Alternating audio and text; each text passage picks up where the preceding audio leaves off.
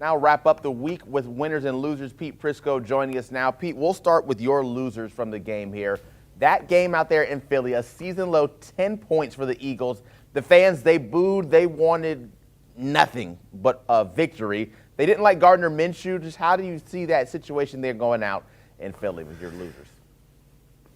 We are playing with a backup quarterback, and I know there are people out there who actually believe that Gardner Minshew could be starting in the NFL. He's a backup quarterback. He's always been a backup quarterback. He will always be a backup quarterback. He can give you a game or two and look good, but man, that interception, that was in the air for about a week. He telegraphed it. Then the one he even threw for the touchdown pass, that was a throw that hung in the air for a long time, and A.J. Brown made a great play on it. Fairness to him, he got beat up. They sacked him 6 times. This is a bad loss for the Eagles. Now, all they have to do is win in Week 18, but that's when you have Gardner Minshew. If Hurts isn't in the game, that's not going to be an easy thing to do. So they're one of my definite losers. And then I'll go down the list. There's been some teams that were bad. The Commanders, how does that happen? I mean, my gosh, you got playoff implications in a big way. You put in Carson Wentz, and he throws 3 interceptions. He was terrible.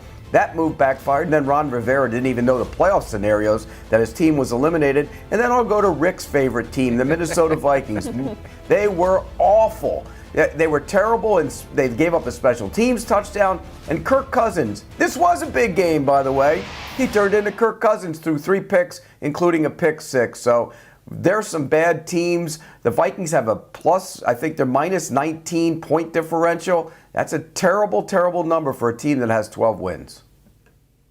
All right, well, let's talk about your losers. We heard Pete talking about the Eagles and their quarterback situation. Let's talk about the Dolphins. You can't not talk about their quarterback situation, losing a big one to the Patriots, and the Dolphins QB as they're kicking off your losers for this week. Yeah, if you look at the Miami Dolphins situation, and they've lost 5 games in a row, and I understand Tua with his had another concussion and he's not playing, but when you look at Teddy Bridgewater, he's a game manager, was doing okay yesterday till he threw the pick 6 and broke his hand or finger or whatever he did.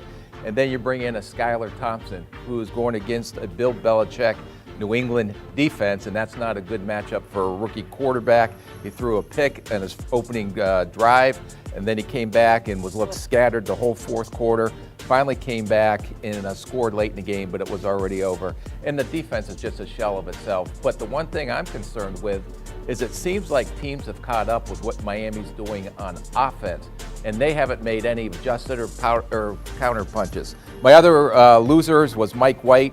He was just like Gardner Minshew. Everybody thinks he's the savior of the New York Jets and all those Jets fans. He came back to reality yesterday. New York's situation is very similar to Miami's. Is it the quarterbacks, both of them have played bad, or is it the offensive coordinator and Mike LaFleur? And they have to look at that situation. And the Panthers, sorry, Zach, they've won games by running the ball and controlling the time of possession. They were able to do neither of those yesterday against the Tampa Bay Buccaneers. Yeah, so that's a tough situation. I'm just going to gloss over it completely, and we'll go to your winners, Pete.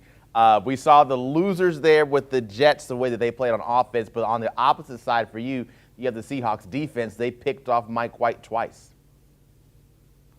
Yeah, and look, they dominated that game from start to finish on the defensive side of the ball. And again, Rick's right. Mike White's a backup quarterback, and anybody who thinks he's the savior of the Jets is misguided. But this defense had been maligned for much of the year, and in the last couple of weeks they played much better. The young players in the secondary, guys like Woolen, Tariq Woolen are playing much better on the back end. He's outstanding, and you see Diggs getting the pick there of Mike White, and then here's another one. So look, the bottom line is, that's Michael Jackson, by the way. The bottom line is this defense has really stepped up. It might have taken them too long. They might not be able to get into the postseason, probably won't get into the postseason, but that's a good sign for next year. My other winners, Austin Eckler was phenomenal again on Sunday. He's got 103 catches this year. He ran for 122 and 2 touchdowns. He's got 13 on the season, as you see there. Outstanding player. And then Tom Brady and Mike Evans. Finally, he looked like Tom Brady. Oh my gosh, we have a Tom Brady sighting. He was fantastic against the Panthers on Sunday. And Mike Evans, 3 touchdowns and over 200 yards receiving.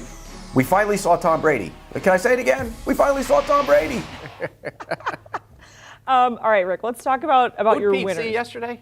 What was that? Tom Brady. Yeah, Tom Brady. he did. You saw him, Pete. Yeah, Pete and I have Or talked Tommy, about. as Tommy as some of us know him by. All right.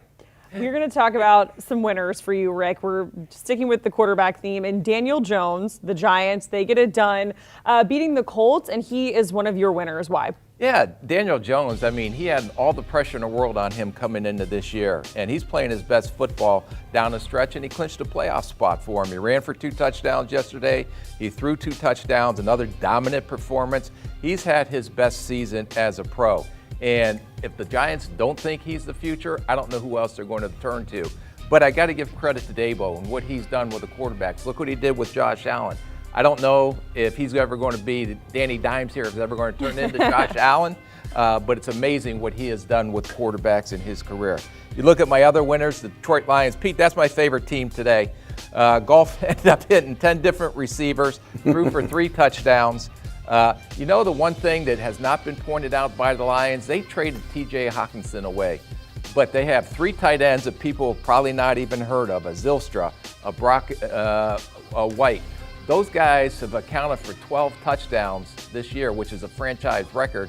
Only 3 of those touchdowns were Hawkinson's deal. So great job by Brad Holmes and what he's doing. And the other thing to look at, this Detroit young defensive line, all the rookies, James Houston, Josh Pascal, Aiden Hutchinson.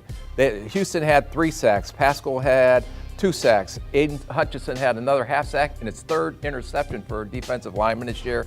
And finally, Pete's team, the Jacksonville Jaguars, he had his teal on yesterday as we watched the games. Kudos to Doug Peterson. He's not even been mentioned for Coach of the Year, but he's done a phenomenal job with Lawrence and with this team. And they're going to be pretty dangerous when they get into the playoffs coming up. Yeah, they got the Titans ahead. We'll see what happens there. Do you want a sports network that delivers everything that matters about the game? The highlights, the picks, the instant analysis, no yelling, no fake debates, no politics. Hit the subscribe button and never miss a moment.